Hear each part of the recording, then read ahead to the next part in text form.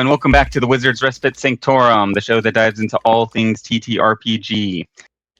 Today, we are focusing on the news, and we have a kind of a wide breadth of different types of topics. We have some classic things that we have talked about that pop up in the news on the regular that sort of maybe sometimes get a little under our skin, and then a few things that are kind of positive and happy and interesting, good for the hobby, which are things that I always really love to dive into on this show. But before we get into that, as always, I'm not alone. I'm here with my co-host, my partner, Zachariah from Old Man Gaming. How you doing, man? I am excited to be here. It has been a long week and a long summer still, but I am excited to talk about role-playing games. I am too. This is one of my favorite shows that we do. I love all the shows that we do. For those out there, we also do a lot of actual plays and other, basically everything RPG. But this is one of my favorites because we could just sit here and talk shop, talk about our favorite hobby. In my opinion, the best hobby in the world. But yeah, why don't we dive into it? Dive into some of the news. Let's do it, man. All right. So the first point of news is actually three topics that I'm combining into one, and that is just going to be Wizards of the Coast is doing stuff as they do. I do have a few more specifics, but like what it really comes down to is Wizards of the Coast is making some big moves, and I think the real news story is that I think they're changing direction overall. And I think if we look at these three articles, these three topics, we can kind of get a sense of what and why they're moving, why the company and Hasbro, their parent company, is doing these changes and where they generally want to go. It's not a crystal ball. It's more of a new weatherman forecast kind of look. But the specifics that we're looking at is... well, first, and this is kind of the biggest news, Wizards of the Coast is actually the president of Wizards of the Coast is leaving the company. He's leaving, I believe it's September 1st is when he is stepping down. He's going to stay on to work with Hasbro during the transition period, but he is out.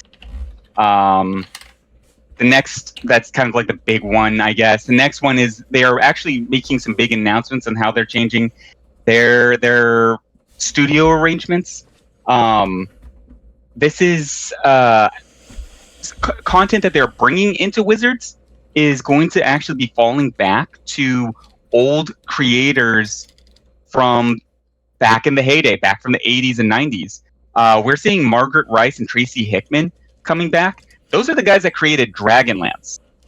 Those are the writers of the first run of the Dragonlance series. We also have Luke Gygax and Greyhawk, R.L. Salvador, which is the Dres book series. And finally, the other big thing is they are moving more into... They've closed a lot of their digital content stuff. They've canceled the video games that they were handling more in-house / with other agreements with other companies. And they're moving more towards licensing. And on the digital side, maintaining it more focused on D&D Beyond and those elements. I know that's a lot of like news to just dump all at once, but like I said... I think this is forecasting. So on the video game podcast that I do on the channel, our big bad is Microsoft. It's always like, what is Microsoft doing now? Like, been that way for years. It'll be like, oh, here we go, a Microsoft story. I feel like Wizards of the Coast is this one's Microsoft. Like, it's like every news episode that we have is like, what are they doing now? Like, that's why I wanted to put this first. Get it out of the way. Yeah. I will say it's something that Neil started doing. He's the co-host, my co-host on the video game podcast. He always He always makes sure the last news one is fun. Yeah. So Wizards of the Coast, first of all, they should be licensing. I think that's a good move. I don't think that they have any in-house talent that can compare to some of these other people. I mean, hot take, fuck Hickman and Rice. I hate the Dragonlance books. Yeah, I do, internet. Yeah. They're overrated. They're way overrated. Way overrated. Now that I've made everybody angry. And that's not coming from somebody who doesn't understand them. I read those sons of bitches. I read all of those sons of bitches. Overrated. Now I've made everybody mad. I'll take. I will say, like, I do like the Dragonlance novel series. You haven't talked to me long enough. I'll talk you out of it.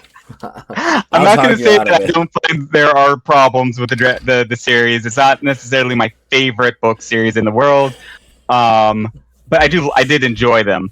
I'm going to talk you into Quantum of Solace. I'm going to talk you into Quantum of Solace. I'm going to talk you out of the Dragonlance series. Actually, Quantum of Solace is a throwback to one of our other episodes, and one that I'm actually going to be watching next on my James Bond. But back to... Without too much digression. You have to watch it back to back with Casino. Just remember that. You have to watch Casino, then Quantum. Otherwise, all of the words that I have said are invalidated. You have to watch Quantum having just watched Casino within like a week. All right. Yeah, I gotcha. So anyway, before this goes off the rails into a Bond thing, as far as the CEO goes, man, he's got a great legacy of weird reverse racism, stupid policy decisions. Like, is this a big loss? Like, I don't think he's done one thing that people have been like, good job. Like, I feel like since he's been the Wizards of the Coast, has been like, oh, it's been like a collective groan and sigh. So, I don't know, man. Good luck to you. As far as the video game side and the digital content is concerned, in the video game space, D&D has a problem, and that the problem is that they hired Larian to make a game, and Larian made that game so good that nobody wants to try and follow that game up. And that's Baldur's Gate 3. Baldur's Gate 3 is the definitive Dungeons & Dragons experience in a digital form, period. Start, finish, full stop. It just is. Like, with the exception of playing actual D&D digitally with somebody, you will not get a better D&D experience than Baldur's Gate 3. And because of that, I mean, just go back to video gaming, I think it was 2 years ago at this point. Go back to video gaming then. It swept every award show. Like, nobody was talking about anything else. It ate everybody's lunch. It was a huge, huge thing. And it's a CRPG. I just want to point that out. CRPGs are not overwhelmingly popular. It's not like there is a huge fan base like, ooh, when's the next CRPG coming out? No. So not only did they make one of the best games ever made, but they made it in a medium and a form that is not something people would enjoy necessarily to even... not even that they were looking for. For those who are uninitiated in the video game, what does CRPG stand for? What does the C? I am sorry. I took that for granted. I do not know what the C stands for. I can tell you what a CRPG is, though. A CRPG is a game. It is a tactical game, but it is not tactical. So there's a bunch of different types of tactical games, strategy-based games out there, genres. CRPG specifically refers to you are controlling a party. That party operates in a turn-based space in combat. So, like, a CRPG is like you have control of everybody. You have some moves. You can see the whole field. Then he takes moves based on action points. Then the bad guys take moves based on action points in kind of a turn-based order. What Baldur's Gate 3 is, long and short of it. XCOM was this. I'm trying to think of good examples of older games. Final Fantasy Tactics is the first one that pops in my head from 2000? Final Fantasy Tactics is one. It's a little bit borderline with another genre, but yes, that's a good example of a CRPG. Like, you have a lot of different things. You have like war games, which are like real-time strategy, or 4X games, which are like you're building a culture or civilization from ground up, which there are a lot of really good ones of that. But like CRPG is like Wasteland's another good one. Plains of Oblivion, Plains of Torment is a good one. They have some really good. What's the system that's D&D but not D&D? It's D20. You know what I'm talking about? It starts with a P, I think. Pathfinder.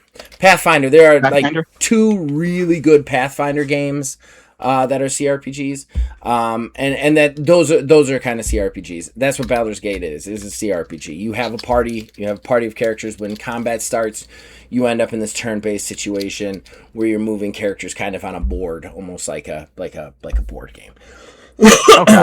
Okay, cool.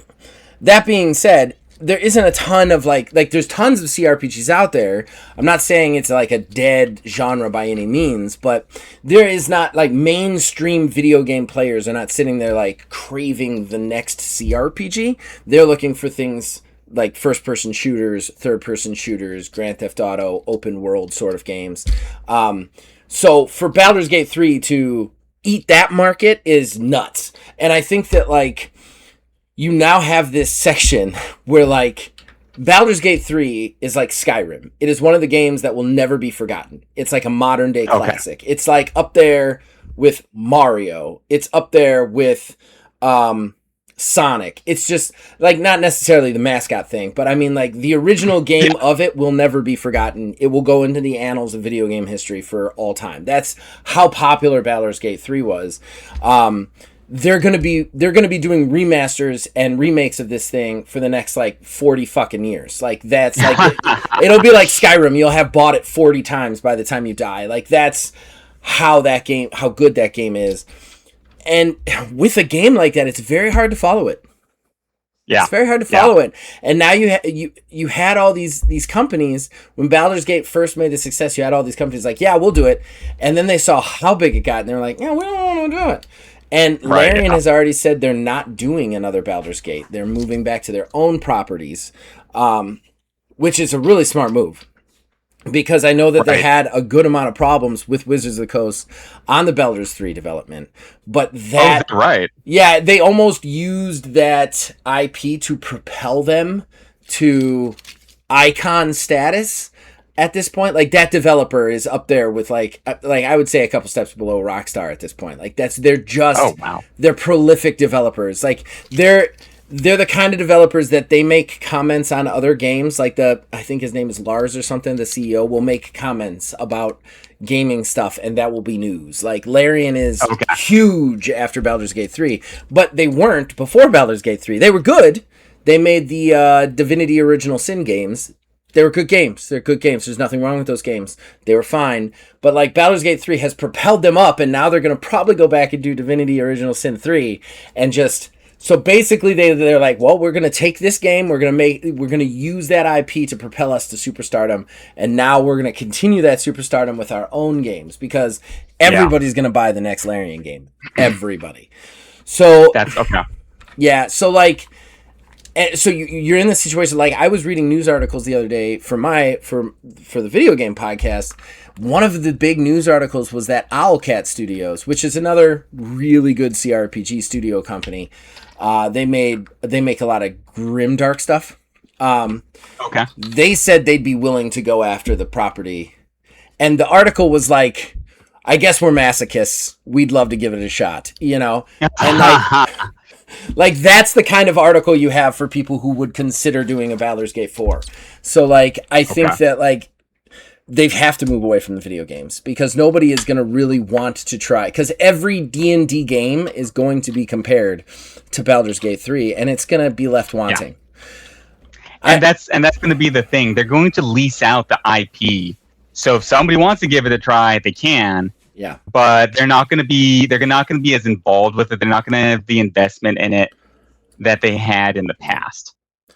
And I think licensing is the way to go with that studio in general. I think that the best content for Dungeons and Dragons doesn't come from Wizards of the Coast. It hasn't come from Wizards of the Coast for a long time, in my opinion. I think it comes from third-party developers and writers.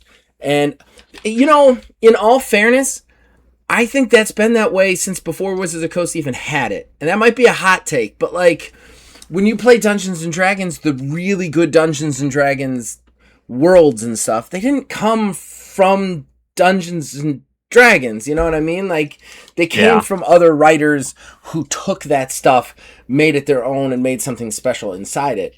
So I don't know. It's a tricky situation, but I think that licensing is the way to go with a company like that. I think that the fact that they killed their OGK their OG in the first place, OL.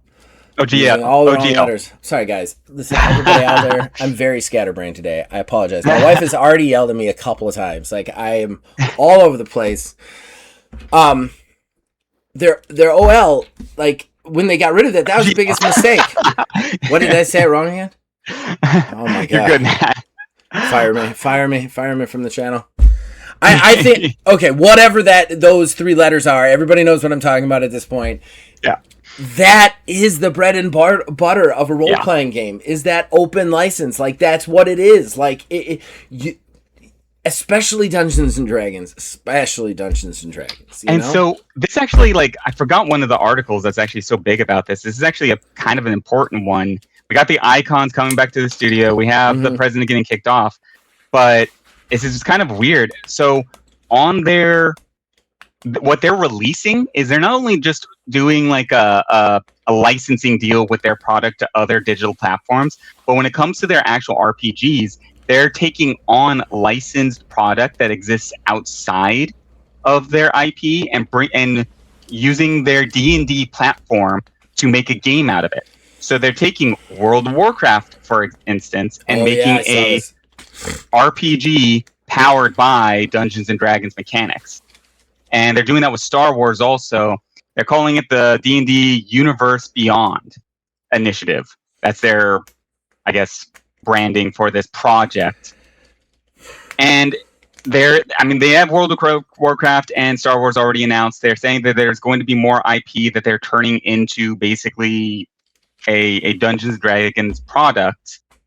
But it is kind of like the product of somebody else, the stories, the narrative, the characters of something else with this platform.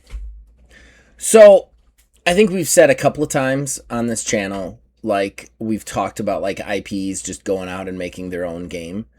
Right. And how we'd kind of rather see it in like a system that's already established instead of like, I didn't mean Dungeons and Dragons. And I do want to say that like I played a Star Wars game. I thought this had already existed. And this just might be my It does. I was about to say, like, there is a Star Wars Dungeons and Dragons, right? Like, it already exists. Because I played Star Wars twice. The first time I played was West End, and that system's really fun and crazy and out there and cool. And then the second time I played Star Wars, I still have the West End book somewhere over here. Right. The old West End book. But the second Star Wars that I played was a Dungeons and Dragons game. It had armor class and everything. It's fucking terrible. There's not, like, the worst part about Dungeons and Dragons, and here we go, I'm going on a rant again, but worst part about Dungeons and Dragons is the fights don't feel like fights. They feel like two people with a sword banging on each other's armor. God, what? You need finesse fighting in a Star Wars game. Right. Like, aside from the blaster stuff, there's nothing. I played a Jedi in that game. It was a mistake because it was just fucking terrible. Like, I don't know. I don't know. That's kind of the thing with Star Wars to begin with. It's already like I love Star Wars. I love the IP. I have been a Star Wars geek since I was freaking as long as I can remember. But for an RPG, I mean, it's like, how many different ways can you play Star Wars, and who doesn't want to be a Jedi? I mean, Star Wars is all about the Jedi, you know? Well, I don't want to be a Jedi. I never want to be a Jedi. I played a Jedi once, and then I don't ever want to play it. I want to play like... I always want to play a pilot. I think the coolest part about Star Wars, and they never focus on it, the coolest part about the Star Wars is the fucking space dog fights. I don't... Like, the lightsaber fights are cool. I'm not saying they're not. Obi-Wan and Qui-Gon taking on Darth Maul with the La La like, yeah, it's fucking awesome. But the coolest parts are the X-Wings and the A-Wings taking on the TIE fighters. There was a game that I absolutely worshipped, and it's dead, and it makes me sad, called Squadron, Star Wars Squadron. And it was... Rogue Squadron? Rogue Squadron was awesome. For 64? Oh, yeah. You're talking old school now. There was a recent one. There was a recent one. Oh, really? Yes, where you could go online, and it was deathmatch stuff, and you played either the Empire and TIE fighters, or you played the... God, that game was so much fun to dogfight people through, like, asteroids, and there's just no continuing support for it, which made me very sad. But that was always my thing. What I would like... So I'm gonna try and rewind, because I feel like I'm going off a little bit in the wrong way. I think objectively, because I don't want to see things in the Dungeons and Dragons system, but objectively, I think this is the right move. I think this is a smart thing for Wizards of Coast to do. I think that there is plenty of Dungeons and Dragons content out there, worlds, stuff like that, Forsaken Realms, and all of those things already exist. To mess with those or to rewrite those is just going to make your very, very, very militant fan base upset. I think it's a much smarter move to take properties outside of Dungeons and Dragons and potentially pull people into your ecosystem by providing that content there. I think anybody playing Star Wars, like nobody who loves Star Wars, well, I don't want to say nobody, but there's a good chance that people who love Star Wars are not in love with fantasy medieval role-playing game stuff. They like more science fantasy stuff. You pull them into your ecosystem with Star Wars. World of Warcraft is very much along the same lines of Dungeons and Dragons. At the same time, there are some differences. World of Warcraft is very much about playing bad guys too, and bringing that dichotomy into Dungeons and Dragons is very interesting. What I would like to see, I think the smart way to do this, and this is again objectively, because I don't like the Dungeons and Dragons system. I also do not think it is the best system for versatility. Like, of all the systems out there that I would be like, that's a perfect system you can do anything in, Dungeons and Dragons is not the one that I would immediately pick. Dungeons and Dragons is for Dungeons and Dragons. That being said, what I would like to see is them bring in Star Wars, but make some interesting new system from Star Wars that could be potentially converted into Dungeons and Dragons. Like, make the system modular in a way almost. So like, okay, we've got Star Wars. It is 99% Dungeons and Dragons rules, but let's say we want to make lightsaber fights a little bit more interesting. So we make some sort of mechanic for the lightsaber moves, and instead of armor class, there's a parrying mechanic. And then if you like that parrying mechanic, it works perfectly with Dungeons and Dragons. You just take out this system and put in this system. And do the same thing with any other IP you bring in, and then you make your system versatile. You make a system where you're like, well, I'm going to take this rule from the Star Wars one, and this rule from the Doctor Who one, and this rule from the Transformers one, and put them into my Dungeons and Dragons one, and then you've got something really interesting. And you also, on the corporate capitalistic side, have a reason for somebody to buy all those fucking books. Yeah, no, exactly. And I think that's kind of what's... I honestly do think that's kind of the direction they're going in. I think what we're seeing here with this... The reason why I collected these all into one big story is because I think we're seeing a big pivot. And I think that they're at least trying to rethink their strategy, who they're going after, and why. Yeah. I think that offsetting, their expenditures by leasing out their brand and then bringing in partners from Star Wars and World of Warcraft and whoever else they choose is a good financial move for a business, because they've taken some hits and they're closing huge initiatives that they've started and already invested in.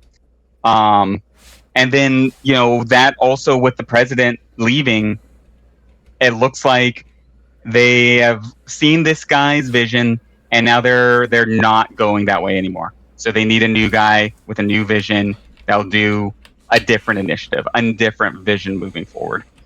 And so I think everything combined shows there's going to be a big change at Wizards. Yes.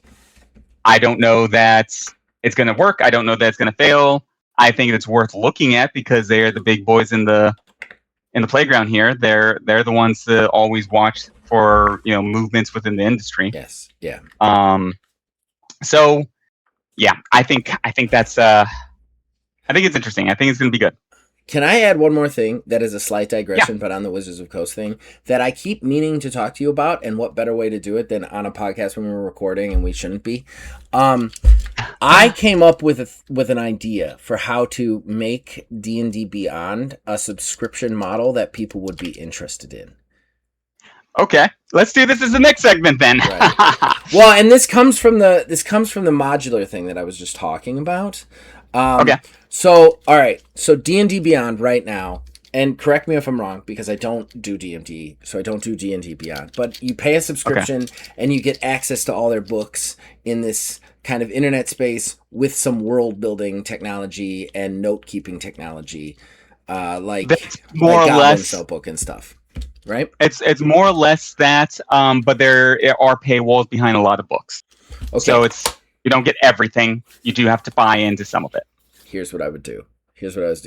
Okay, I would make it a subscription, not necessarily buy into anything. So make it a subscription. Maybe you buy in real cheap on the extra books, but make it a subscription. And then what they do there is they put up all the rules from every iteration of D&D that has ever existed. All the base rules from every edition, every player's handbook, every GM handbook, right? And then what they do, and you can do this, unfortunately, with probably AI, as much as I hate to support AI, but they're going to use it, so whatever. But then what you do is you get to pick and choose what rules goes into your player's handbook and your Dungeon Master Guide. And then it creates a PDF for you specifically tailor-made for your game and your group. It makes D&D yours. It becomes almost a home brewing tool. Yes, but for D&D specifically, just the rules and the systems of D&D.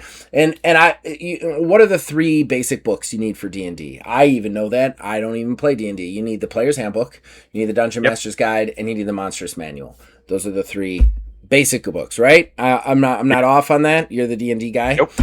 Yeah, no, that's it. So do the same thing with the Monstrous Manual. Do the same thing with the Monstrous Manual too. This is my world's Monstrous Manual. Here are all the creatures that have ever been in anything, any Dungeons and Dragons book anywhere. And then basically what you do is I want this. I want Thaco. I don't know why you'd want that, but you want Thaco. There it is. But I want this system from, D&D 5e or whatever. So we put that in. And then you do the same thing with the Dungeon Master's Guide. You do the same thing with the Monsters Manual Guide. And then you get PDFs of all 3 that you can then hand out to your players. This is my table. This is my D&D group. This is my table. This is my world. And you can even do that with world building stuff so that it makes it one thing that I hate about the world building is typing it all out. This types it out for you, basically. It's like, I want this kind of pirates. Boom. I take it from this section and I stick it in my thing. And make everything little chunky modular stuff that you can then make your own your custom-made Dungeons & Dragons book out of. I would pay for a subscription of that.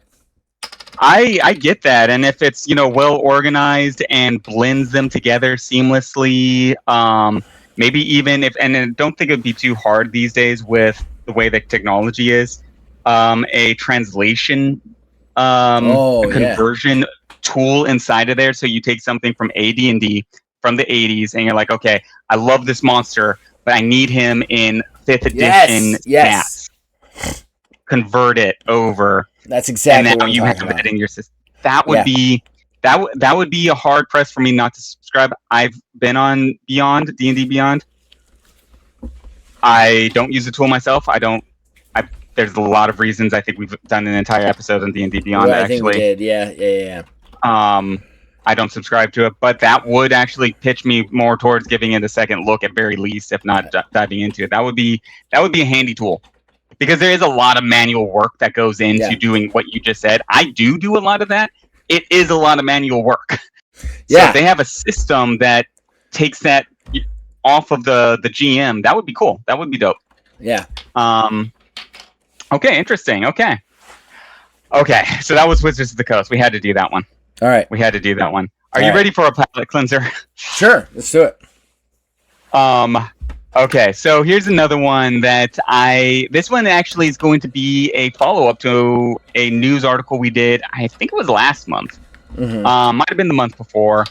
But a new player on the RPG industry side made an emerged last month. I believe it was in June or July. RPG Trader, which is a challenge to drive through RPG. RPG Trader is an online platform that you, as a private individual or a company or whoever, can go online and sell your digital content. And I believe even they have a resource there for you to be able to sell physical content and even used content. It's also set up where you can tie it into a crowdfunding source, so you can kind of build momentum on the platform itself. It has had a month actually being out there. It's been out there. It's been challenging drive-through RPG, and all signs point to it doing well. Good. And I think that's a good pivot for more of a positive thing. You and I have both talked about our frustrations with drive-through. Yeah. I think that anytime, drive-throughs kind of almost had a monopoly, a chokehold on the hobby. In a lot of ways. And anytime you have something like that, I don't think it's great for the hobby. And so RPG Trader coming in here like this, changing things up, mixing things up, I think is a good thing. I am glad to see them doing well. Some of the things that, just a recap for people out there, I got my notes here. Some of the things that we like better about them is they have an 80% creators, split. Wow. So they take 20% for being the digital platform, all of this other stuff. Creators get 80%. Way better than drive-throughs. Drive-throughs like 60, isn't it? I think 60 at best. I mean, there's different, there's different levels, but I think 60 is the best you can get from them. Yeah, and it goes down from there, depending on how you set up your contract with them. No registration fees, no subscriptions, no exclusivity agreements or anything like that. It's all of that crap that we don't like about drive-through is out. No exclusivity agreements and an 80-20 split. Yeah, that's the thing that causes the 60% from drive-through to go down. If you don't say, I'm only selling on drive-through, you start having to lose more of your profits from your books. It's a huge problem. And it's one of the biggest things I regret is I have 2 games on drive-through that I can't touch anymore because they're locked in that exclusivity agreement with drive-through that I can't really do anything with them unless I completely take them down from drive-through. And I'm not even sure if I would have to read over the contract, but I'm not even sure if that would allow me to then sell those games somewhere else. Like, even if I take them down, I'm pretty sure drive-through still has exclusive rights to sell those games via the original, contract to sell them. So I am not 100% sure how that even works. 80-20 split with no exclusivity rights is fucking phenomenal. And, it is. I'm not going to lie.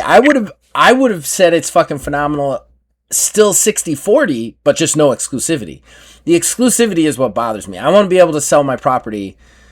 I want to be able to sell my books anywhere I want to be able to sell my books. They're my books. I wrote them. You didn't write them. Exactly. I wrote them. Let me sell them where I want to sell them. I think that if I printed off a bunch of those copies and I drove around, I could sell. None of those stores are going to be like, you can only sell those here. That's nuts. So I think that I hate the exclusivity agreement. I've always hated the exclusivity agreement. So that's really fucking amazing that it's an 80-20 and no exclusivity.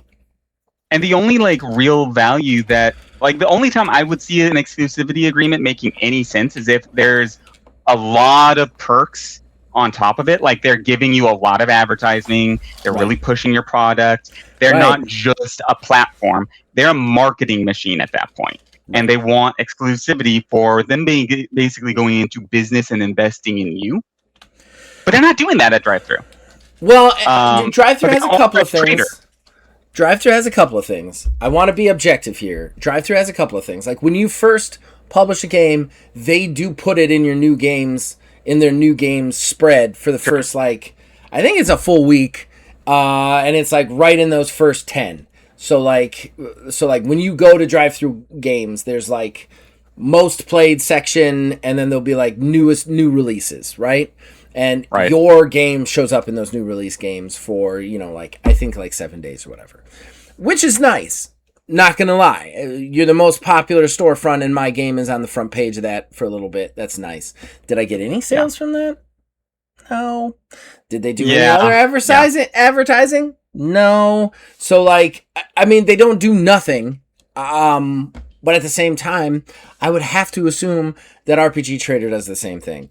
I think that 80/20 is interesting. I'll be surprised if it stays that way. I think they're definitely trying to take a chunk out of drive-thru games and then maybe slowly, incrementally raise that later, because that is a hard profit margin to get, especially if they're doing physical print media.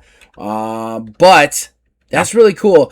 And I've said it once, I'll say it again. Competition breeds good things for consumers, period. Like, this is going to make drive-thru, if they stay around long enough and they take enough business away, it's going to make drive-thru go, maybe we need to rethink our exclusivity. Maybe we need to rethink our split. And that creates a better marketplace for us. It also creates a better marketplace for the consumer that goes there. I mean, you think about it, like, if you want to get a game PDF straight, you're going to drive-thru games. They get to decide the price then. You know, on the video game side of things, I've said this forever. Drive-thru games is like Steam. Steam decides games. They decide game market price. To the point where there was a different storefront, Ubisoft, wanted to release their own games that they made cheaper than they would put it on Steam, and Steam was like, if you do that, we will never put your game on Steam. And Ubisoft folded because Steam is where people go for 90% of the games sold on the fucking planet. And I think that is a bad situation to be in when you have that much control over the marketplace.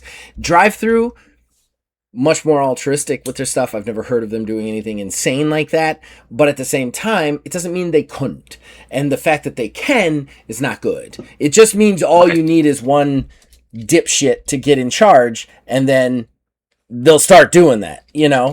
I think that competition is good. It's good. I hope our RPG Trader stays around, and I hope it does take a bite out of their market. I am talking too much in this episode. I apologize. No, you're good.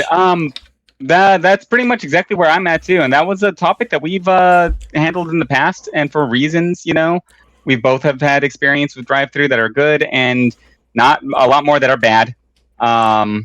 So having that role, it makes a difference. I think, you know, I think it's good that we have that, and we have a new player in town, and I'm really hoping to see them. I'll also say I putzed around on their site for a minute. The thing that I really like about them is it's really easy to use. That's one of my big things about all products, all platforms. I think they're doing a better job on that front than itch.io. Oh, that's impressive, because itch is pretty easy to use.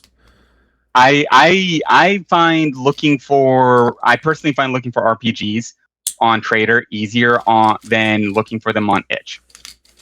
Okay. And browsing. I find itch easier than drive-thru, weirdly enough. I do not like. You might still like itch a little bit better than Trader. Okay. It just depends. I definitely find itch easier to use in the back end of the actual publishing than they're way easier to publish things through than drive-thru. Drive-thru is so many different menus that you have to like figure the fuck out, and how you're getting paid and all of this other stuff, you know. That is kind of frustrating about drive-thru. And I haven't done the back end on RPG Trader yet, so we'll see. Maybe I'll take a look at that. Maybe make an account and see where we go. Okay. let's see. How many more articles do we think we have enough time for here? Well, we're at 39 minutes right now, so we could probably do one or two more if they are relatively small. Okay. Why don't we try the article that I dropped you earlier today, Zach? Yeah, let's do it. The Vampire the Masquerade. So Vampire the Masquerade is getting a new edition. It is the 6th edition, and they are making some pretty big changes, reportedly, to the game system, the layout. They still have, like, from what it looks like, the same general ideas, but how they function is going to be very new, very different. And I think the idea, the designer intent here, was to make it, how do I say this? Faster pace and a little bit more fluid at the table.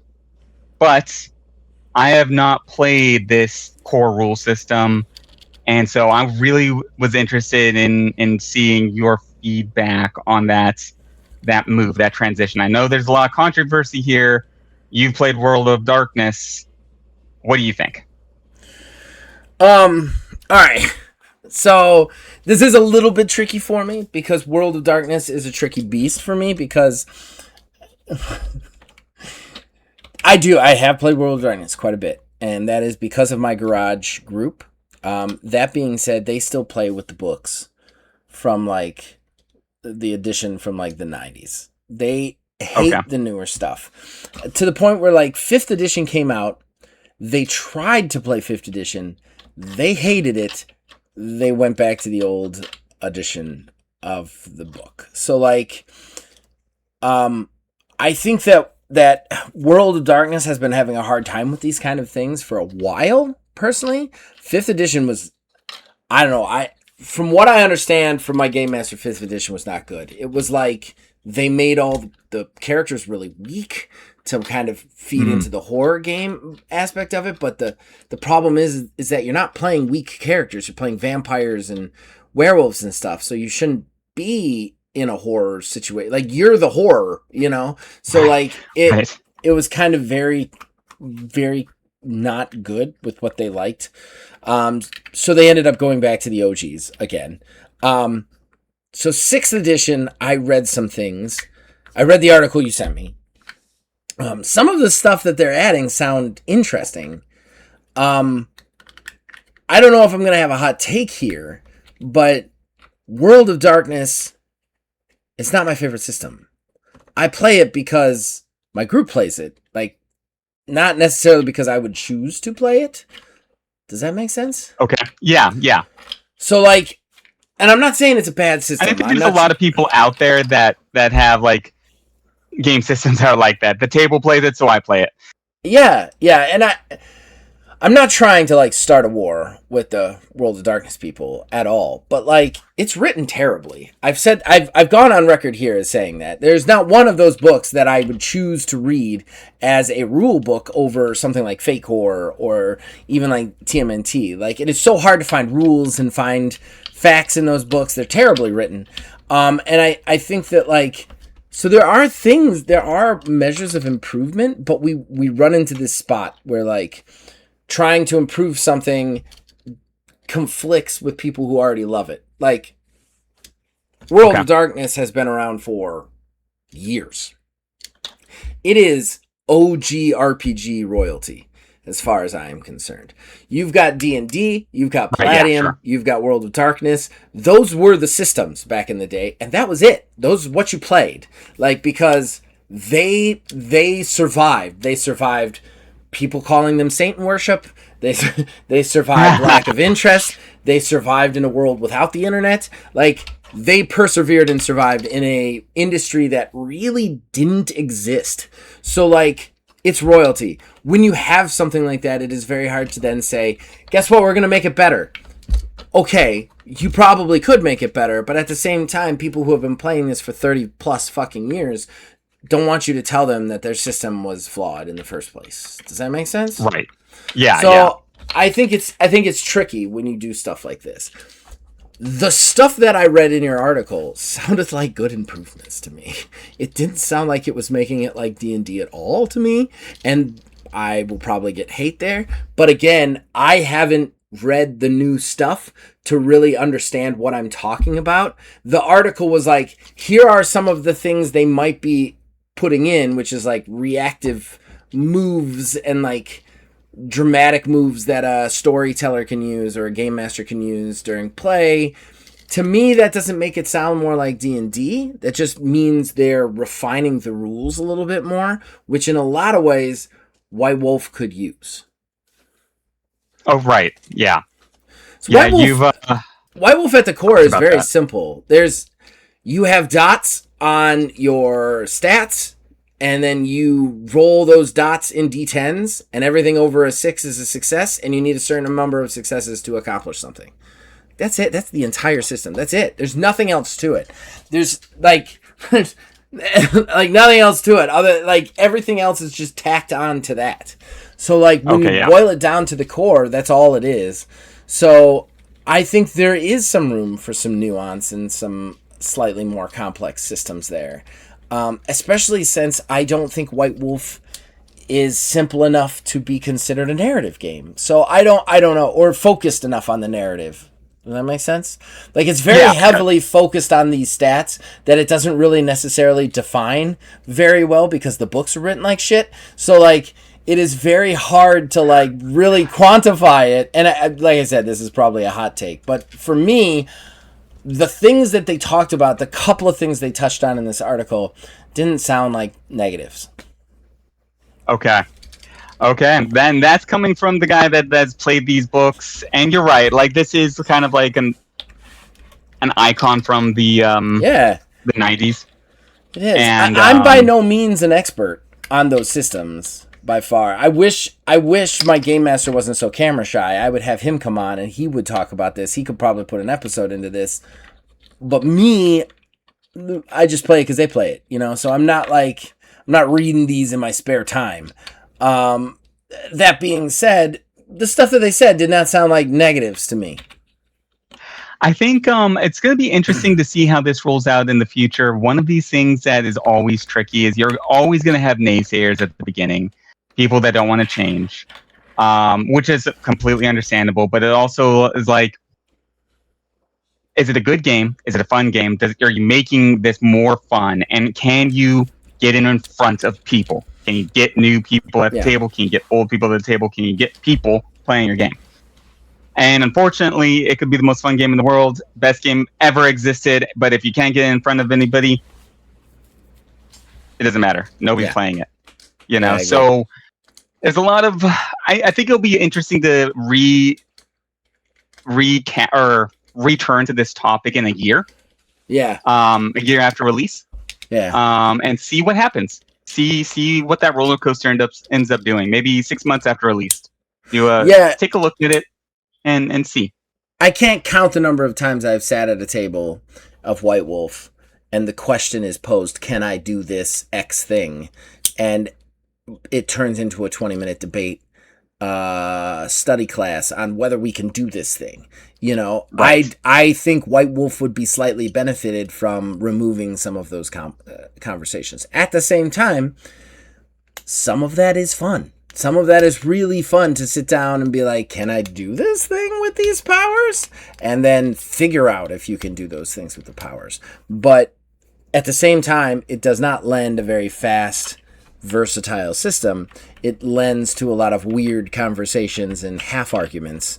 So if they can correct that slightly, I'm for it personally. Yeah. Okay. So I got one more article for us. Okay. This one, I am actually pretty happy to see this. This is something that was it came out of left field for me, and it makes me happy. It's a joy for the RPG hobby out there. Finland is recognizing role-playing games as a living cultural heritage. It is being brought into their national inventory of heritage It's officially becoming part of their national identity in history. Why this is happening right now? Apparently, since the 80s and the release of Dungeons and Dragons in Finland, it has just exploded in popularity. It was a big deal back then. It was a big deal through the 90s. You know, when other RPG or the RPG industry as a whole started to get a little bit shaky towards the end of the 90s, it was still actually going pretty strong in Finland. And one of the big reasons why it's now being assimilated as part of their culture and their heritage officially is that people are teaching the next generation this game. It is moving down the line. Multiple generations now have experienced this as part of their world. They have so many books out there that are RPGs, and it's not just RPGs. It's LARP. It's text-based RPGs, not just tabletop role-playing games. And that they have so many games that are focused on Finnish culture and take place in Finland and historical, mythology and character of Finland, that it's become a way of translating who these people are to the next generation in these games and in this storytelling narrative. And that just makes me so damn happy. I had no idea that this was such a big deal in this country, and how it has had such a big cultural impact on it. And it made me stop to think, and one of the things that they've really pressed here is this is a spoken history. It is a dialogue history in so many ways. You sit down at the table and you make a story with you and your people, your friends, your family, and it lives forever in your memory, and it will be something you tell kids about. Well, remember that game that granddad played, and that story that he always told us. That's just a beautiful thing to me. That's exactly what this game, I think, makes these games so great. Yeah, I agree. I kind of echo that. I don't think there's much to add to this, because I think it's one of the last forms of OG storytellers. OG storytellers, like back in the day, back in the Greek days. There would be a guy who would just go from village to village. He would collect people's stories, and then he would tell those stories in different villages. That's how stuff got. That was entertainment. That was TV. Right. Was a dude who just wander in your village and be like, "Let me tell you about Bert," and that was really cool. That was like a whole career. It was just a storyteller, and I think that role-playing games they serve that function. That is what they do. They are the storytellers. We're creating more imaginative than what we are in, but that's what it is. It's spoken word storytelling, but it's a conversation, a dialogue between you and a bunch of other people. And those people take that with them, and then they tell those stories to other people, and those other people. And I've always speculated about how you could tell a story in a role-playing game, and then so-and-so could take that and tell that story to so-and-so.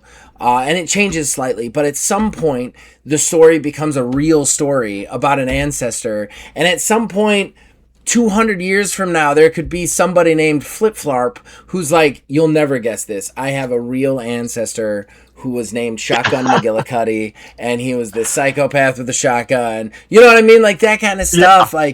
And that's so cool that history is told through repetitive writing, right? It's not ironclad. None of it's ironclad, because we weren't there. The only thing ironclad is to stand in the presence of something and watch it happen. And even that isn't ironclad, because it is dictated by your perception. I'm sorry, I'm going a little bit I knew ethereal here. We were going to on this one. Yeah, but it's so heavy, It is. The more you think about it, the more depth this story has. Yes.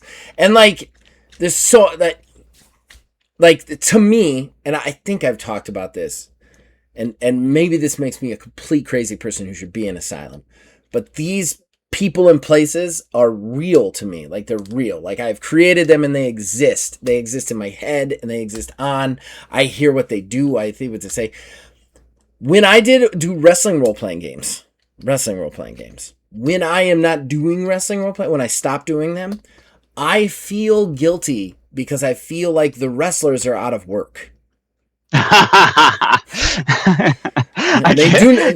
They don't exist anywhere except in my head. I know a couple of girls that call their characters their babies. Yeah. And they like will sit down and they won't even necessarily play the game. They will just sometimes just sit down and talk about their babies and what their babies are doing and what they would be doing in these situations because they're their characters. They love them that much. They call them their babies. Yeah.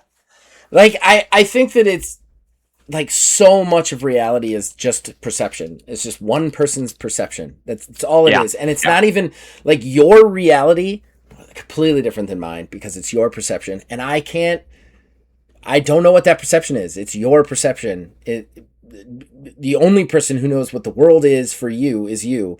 And I think that's just such an interesting prospect. It means that all of these things in a way are very real, even more so real than some of the other things you see. And it's one of the things I love about them. They are, and yeah. I mean, the Finnish people feel so strongly about that they're making it part of their national like archives, you know. That's awesome. Just the genre of making these in general, they're saying like we can't actually record role-playing games. They actually have this out very clearly. This isn't like they're introducing books necessarily, like individual titles into their archives. They're introducing the genre into their archives for the reason you just said.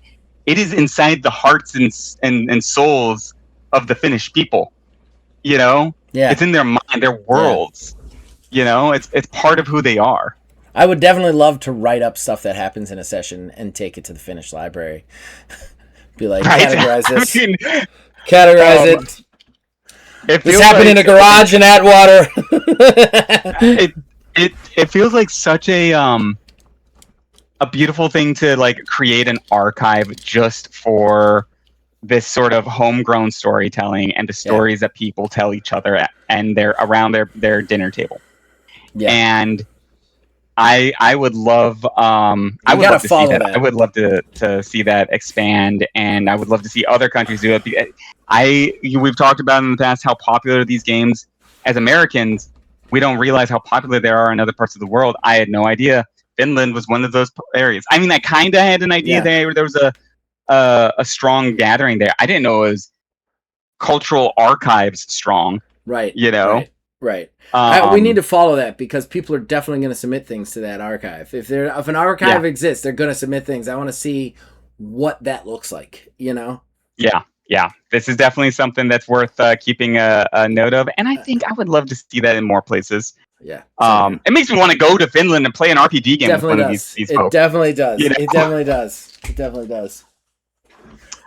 All right. Well, I think that pretty much does it for our news today. Zach, how are you doing? You feeling good with that? Yeah. I'm feeling good. Let's wrap this one up. Record the next one. All right. Before we get out of here, is there anything you want to drop? Any plugs out there? Check out everything we have to offer on the channel. We're working on stuff. We're working on content right now. We have I don't know. We don't have we've got a lot of actual plays in there. You know what? I'm gonna plug Dual Bastards. Dual Bastards, by the time this comes out, will be either about to finale or finale'd. It's transcendent. It is one of the best game mastered finales of a campaign that I have ever done in my entire life. Especially if you have listened to all of Dual Bastards, it's like wow. And I'm just so proud of it. It ends in such a cool sword fight too. It's really good. So check that out. I love that. I was one of the players on that. Mm-hmm. Absolutely freaking phenomenal. I'm so glad that you plugged that. That was great. I'll also go ahead and say we got a lot of actual plays up there. We're doing Ordo Scriptorum. That's another really fun one. I've been really enjoying it. I did the first 2 hunts. Zach did the last hunt, and he's got another one he's been working on. It's gonna be nuts. And I think it's just been so much fun playing that as well. I love playing with Neil and Kayla also. So that's a great plug. Another thing that I love people to go and check out. Well, I also have the wizardsrespite.com. You can check all of these out there. You can also check out the merch. Remember my merch. Right there. And and that's going to be it for today. For everybody out there listening, keep rolling them dice.